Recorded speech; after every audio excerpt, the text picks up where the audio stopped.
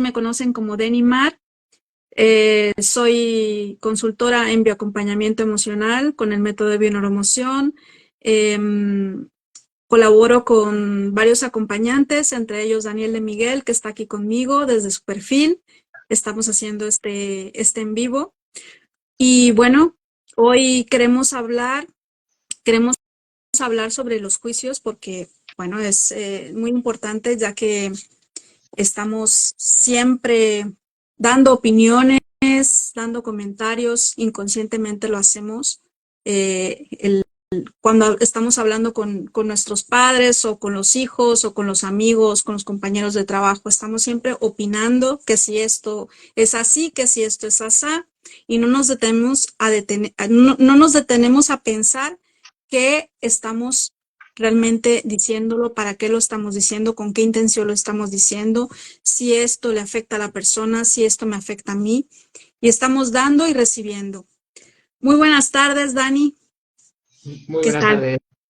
Bueno, pues como tú dices, vamos a hablar de lo que es el juicio, ¿no? Y qué significa para nosotros juzgar, ¿no? Sobre todo cuando tiene una acepción, digamos que es un poco negativa para los que lo ejercemos, ¿no? El juicio, que suele ser que está asociado con la sentencia.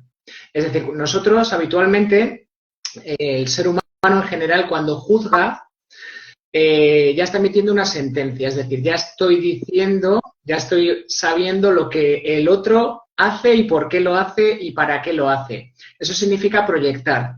Eso lo hacemos de manera recurrente, los seres humanos. Es un modo de relacionarnos. Ahora bien, el juicio es una herramienta extraordinaria para los acompañantes y para las personas, porque nos dice en qué nosotros estamos flaqueando. Es decir, si yo, por ejemplo, juzgo a una persona por su aspecto físico, porque, por ejemplo, no va vestida como a mí me parece que debe ir vestida y da la impresión de ser alguien que no se asea, que no se cuida, etcétera, yo ya voy a generar un juicio inconsciente. Normalmente es inconsciente. Por eso sentenciamos, más que juzgar. Porque luego hay otra parte que es un juicio razonable, que es el que tú emites cuando evalúas la información que estás recibiendo. Es decir, constantemente nos estamos comunicando con el exterior. Eso no significa que yo tenga que estar constantemente juzgando, ¿eh? Significa que yo recibo esa información y con ello formo mi realidad. Pero cuando hay una reacción excesiva, por ejemplo, un exceso de rabia, de ira, al observar una acción, eso se llama emitir un juicio. Y cuando juzgamos entramos en esa hipérbole de juicio, a la vez soy policía, a la vez soy el juez y a la vez soy el carcelero, ¿no? Entonces, un poco me gustaría que juntos pues marquemos esa competencia que es el juicio, ¿no? Ese punto, ¿no? Que es cuando una cosa es una opinión, porque yo puedo opinar sin tener todo el conocimiento, que es generalmente lo que hacemos, y cuando juzgamos severamente, ¿no? Que es ya una sentencia, es decir, esto tiene que ser así. Y es que a veces opinamos sin saber, o sea, sin saber del tema opinamos por no sé, por no quedarnos callados o por no parecer tontos, que no sabemos, ignorantes, ¿no? Opinamos y es la lengua sin hueso, como dice Enrique Corbera, ¿no? la sin hueso, que es la lengua.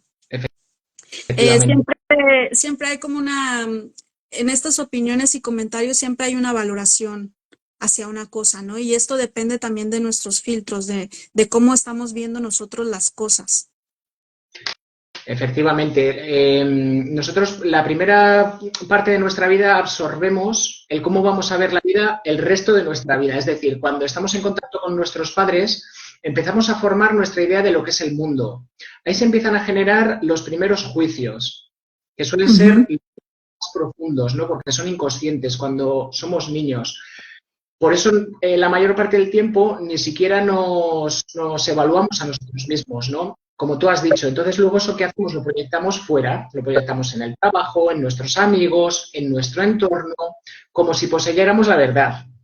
Porque en cierta medida eso nos implica que tengo una seguridad de que estoy en lo correcto. Eso se llama lo que también hablamos de la dualidad. Cuando estamos en dualidad hay aspectos benéficos y aspectos malos. Entonces yo me posiciono y meto en la sombra los negativos. Y en esos juicios, por ejemplo, como por poner un ejemplo, yo puedo ver a alguien que está haciendo algo que a mí me gustaría hacer yo mismo. Por ejemplo, ser más extrovertido. Veo a una persona pues, que se relaciona con mucha facilidad, que habla con todo el mundo, y a mí, y yo, por ejemplo, lo juzgo y digo, mira, qué persona más se mete en la vida de todos, por ejemplo, ¿no? Es un juicio. Porque detrás lo que hay es mi necesidad de poder hacer lo que él hace, pero yo no me lo permito. Claro, y hasta nos molesta ver una persona que se permite expresarse sin ninguna vergüenza y lo juzgamos, ¿no? Y es como, esa persona me da fastidio, ¿no? Porque yo soy una persona quizá callada, que me lo tengo todo, que no me permito expresarme y por miedo o por vergüenza, ¿no? Esto siempre depende de como tú dices, de nuestros filtros, de cómo lo percibimos desde pequeños. Efectivamente, luego hay creencias inconscientes, por ejemplo, limitantes de yo nunca voy a poder tener un buen puesto de trabajo porque soy una persona que me creo tonto, porque desde pequeño me han metido en la cabeza que, bueno, pues que para ese tipo de cosas no sirvo y tú te lo crees. Y entonces luego la vida te viene a refrendar lo que tú primero has creído. No es que tú seas así, es que hay una modelación de esa conducta. Eso se llama también en creencias limitantes, inconscientes, en cuanto a, por ejemplo, generar dinero, que parece que es un tema tabú, ¿no? En la tradición judeocristiana, ¿no? Todo eso son creencias. Entonces, los juicios lo que nos vienen es a fijar en nuestras propias creencias. Entonces, es como si yo quiero salir del cascarón, pero no me atrevo a romper el huevo. Uh-huh. Pues el juicio es esa capa que no nos atrevemos a romper. Ahora bien, lo podemos utilizar en nuestro beneficio sabiendo para qué juzgamos, que es lo que te comentaba antes. Juzgamos generalmente para obtener seguridad interna. Es decir, es como decir, yo estoy en el bando bueno y tú estás conmigo o no. Es una intención, y si no, es la intención de la persona, una intención positiva, ¿no? eso es. Que todo el mundo busca que sus creencias estén acorde a la realidad. Es decir, que si yo creo que todas las personas son buenas, aquellas que no se comporten en lo que yo creo que son buenas, las catalogo como malas. Claro. Y bueno, sabes que en realidad no hay ni bien ni mal, es todo un punto de vista. Obviamente tú y yo podemos estar de acuerdo en que hay ciertas cosas que podemos estar de acuerdo en que, bueno, pues no son las mejores. Por ejemplo, ejercer violencia contra otro ser humano. Todos podemos estar de acuerdo de manera genérica que eso no es lo más adecuado. Pero todos sabemos, o todo el mundo debería saber, que en un momento dado tú puedes actuar de esa manera en un contexto. Y y te costaría mucho juzgarlo porque lo has vivido tú. Es como una frase de Goethe que dijo que vi al asesino que yo tenía dentro cuando lo vi fuera. Es decir, es admitir que hay cosas que tú puedes llegar a hacer y hay ese condicionamiento, ¿no? Que son esas normas sociales que cuando las rompemos nos sentimos culpables y por eso juzgamos. Y por eso juzgamos a los demás porque es como poner la falta en el otro y es aliviar tu carga, ¿no? Es como decir, yo esto no lo tengo. Y Claro, por eso, claro. generalmente, porque es más difícil decir, bueno, ¿y en qué yo, por ejemplo, puedo aprovechar ese atributo que veo en el otro? Es decir, ¿cómo yo puedo aprovechar, por ejemplo, si veo que alguien roba, te voy a poner un caso extremo, te roban. Tú, claro, obviamente lo juzgamos como algo negativo, fíjate lo que me ha pasado, me han robado. Muy bien, ¿en qué tú te robas también en tu vida? ¿En qué tú no aplicas esa astucia que tiene el ladrón? ¿En qué tú no aplicas esas cualidades positivas que puede tener ese hecho? Es un poco lo que te vengo a decir para suavizar, para aprender de esos juicios, ¿no? Y tanto, por ejemplo, como tú has dicho, en los condicionamientos familiares, ¿no? Por ejemplo, cuando tienes, pues no lo sé, alguien que es muy desapegado de su familia, ¿no? Por ejemplo. De hecho, me hicieron una pregunta en uno de los posts, me preguntaron cómo se puede abordar los juicios de los hijos hacia la madre o viceversa también, ¿no? Porque en el ámbito familiar es muy común cuando tú vives con tus padres, ¿no? Ya eres un adulto, adolescente, adulto, y tus padres comienzan a hacerte comentarios sobre tu persona o tú a tus padres, ¿no? Entonces, ¿cómo puede una persona Porque, como te decía yo al inicio, estamos siempre dando y recibiendo, ¿no? Una es cuando damos, con qué intención estamos diciendo las cosas, pero luego cuando recibimos ese comentario, Claro, reaccionamos, ¿no? Que es también lo que tú has estado comentando.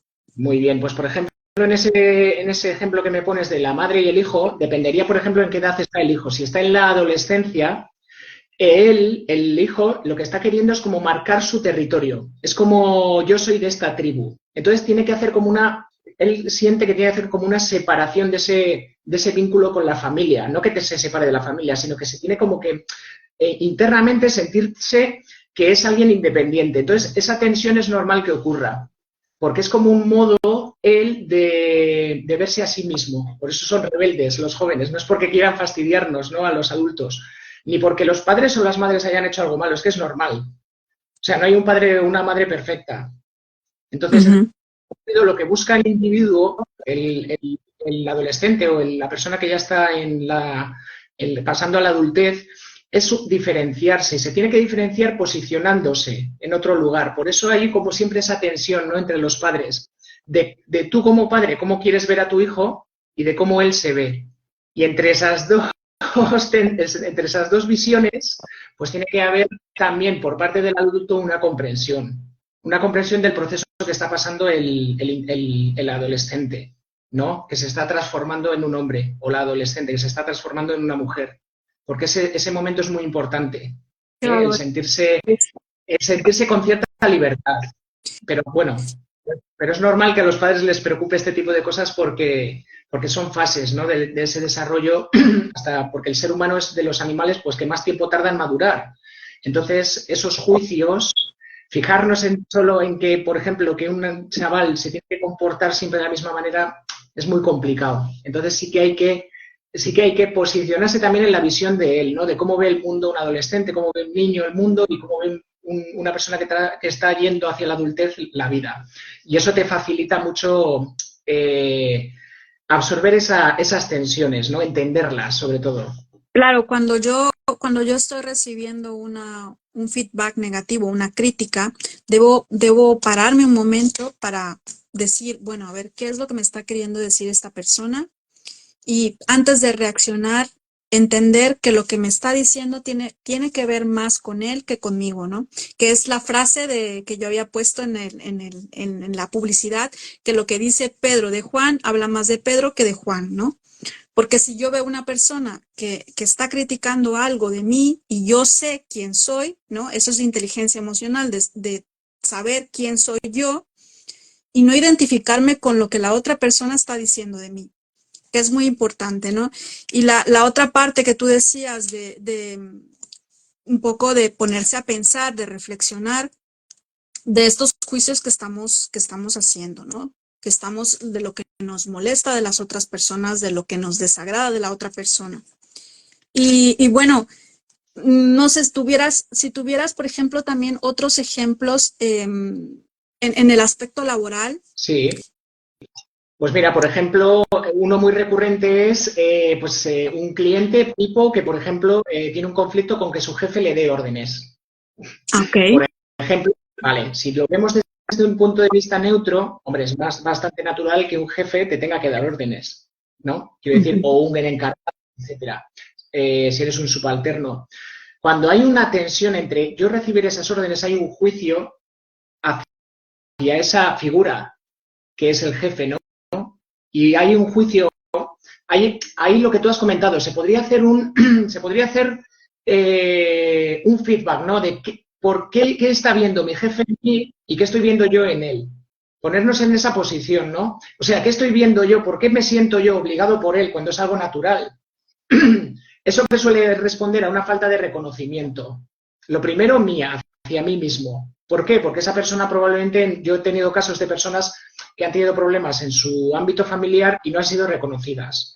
Personas que tal vez pues, han tenido un padre muy ausente y no han sentido que podían hacer ellos un poco lo que querían. Porque al final un jefe, ¿qué es? Alguien que da órdenes. La autoridad. Entonces, bueno, es una manera de en qué tú no estás siendo líder de tu vida, en qué tú no estás sabiendo darte buenas órdenes a ti mismo. Porque entonces tú lo comprendes, vas a vivir con menos tensión que en una estructura como es el ámbito laboral, una persona te dé órdenes a ti y tú se las puedas dar a otra de una manera tranquila. Porque ya no va a haber... O en qué cosa no te estás haciendo tu caso, porque a lo mejor tú te estás poniendo un objetivo, ¿no? Un objetivo, dices, lo voy a hacer como el hecho de voy a hacer ejercicios, este año voy a hacer ejercicio, te pones esa meta, pero luego resulta que no lo estás haciendo, que no te haces caso, ¿no? Que vas por tu bola al final. Exacto, por ejemplo, en los cambios físicos, cuando una persona tiene sobrepeso o quiere hacer un cambio en hacer ejercicio, hay que preguntárselo primero para qué. Es decir, ¿para qué quieres hacer ejercicio? Porque igual primero tenemos que ir a ver qué hay detrás, porque suele haber un dolor. Me explico, por ejemplo, en una persona que no se ve bien, entre comillas, porque tal vez tenga un sobrepeso, porque tal vez tenga un aspecto que él mismo juzga, que él mismo se juzga a sí mismo, que no es el adecuado, que no es el canon social, claro, hay que primero ver qué hay detrás, que suele haber un conflicto detrás de imagen, de no ser visto como eres, de no poder, de no estar bien, de que tu imagen no sea la correcta. Suele ser la información inconsciente que hay detrás. Cuando tú trabajas eso, yo no estoy diciendo que no hagas ejercicio, que no hagas dieta, que no te cuides, pero cuando tú haces ese trabajo personal de primero ver qué es lo que me molesta de mí mismo, que no acepto de mí mismo, es más fácil que luego en lo exterior se produzca ese cambio de una manera menos drástica. Por eso la gente ahora hace esos famosos promesas de año nuevo, que casi todo el 99% fracasan. ¿Por qué? Porque no tienes porque si solo lo haces motivado, te va a durar muy poco la motivación. Pero si tú haces un cambio profundo, que es lo que hacemos en la bioneuroemoción, mis clientes, lo que yo busco es que hagan un cambio profundo en sus creencias. Porque eso es lo que va a promover que tú puedas mantener en el tiempo una conducta. Entonces, cuando tú tienes cualquier problema, ya sea sobrepeso, un problema laboral, un problema de cualquier tipo, lo primero que tenemos que ver es de dónde viene, que es lo que te estoy comentando, ¿no? Y a través de ese viaje que haces en el acompañamiento, ir buscando qué resonancias, qué creencias, de dónde vienen, para qué se te están manifestando, qué puedes hacer al respecto, sobre todo, que tienes más herramientas de las que crees a tu disposición, pero sobre todo tomar conciencia, ¿no? De qué juzgo, de cómo me juzgo yo y lo que hablamos, ¿no? Normalmente los peores juicios que hacemos son a nosotros mismos. Por eso queremos que el mundo sea como nos gustaría, porque nosotros mismos somos los primeros que no nos aceptamos. Por eso juzgas. Porque es más fácil juzgar lo exterior que cambiar lo interior. Y eso es un poco lo que buscamos en el acompañamiento, Deni. Exacto. Bueno, Dani, yo no sé si hemos hablado también sobre la sombra familiar, más bien en específico cuando, por ejemplo, tenemos que la familia tiene una sombra, ¿no? Y luego esa misma sombra la proyecta en los hijos, en los más pequeños, ¿no? O en los adolescentes. Y es muy importante porque eso nos marca, como ya lo habías dicho al principio, nos marca, ya cuando estamos adultos, sobre todo en los comentarios, las críticas que nos hacen de, oye, tú eres un tonto, o te comparan con tus hermanos, o te comparan con los vecinos, o con los compañeros de la escuela. Y eso es muy importante. O sea, me gustaría que profundizaras un poquito en eso de la sombra familiar. Muy bien. Pues mira, la sombra familiar es la experiencia como grupo social que tenemos en la familia. Es decir, son las experiencias que han vivenciado nuestros abuelos y nuestros padres. Un ejemplo, si por ejemplo tus abuelos, lo han pasado muy mal, porque no tenían para comer, porque ha habido una guerra, porque ha habido hambruna, porque ha habido una de las personas que formaban la familia alcohólica y bueno, pues ha puesto en peligro a la familia. Esos hechos, aunque no se comuniquen, quedan, eso la epigenética lo explica muy bien. Hay una marca en los descendientes, entonces el descendiente lo que va a intentar es compensarlo. Si, por ejemplo, mi abuela ha tenido 9 hijos, es muy probable que los descendientes tiendan a tener menos, y bueno, y obviamente ha habido problemas para la crianza de esos 9 hijos, o por ejemplo han muerto muchos de ellos, etcétera. ¿Qué ocurre? Que la naturaleza compensa, porque lo que la naturaleza busca es el equilibrio. Entonces, esa sombra familiar vendría a ser aquello que no se dice normalmente, ¿no? Por ejemplo, los no dichos. Por ejemplo, que ha habido un abuelo abusador, que ha habido alguien que, por ejemplo, haya dejado en la familia en un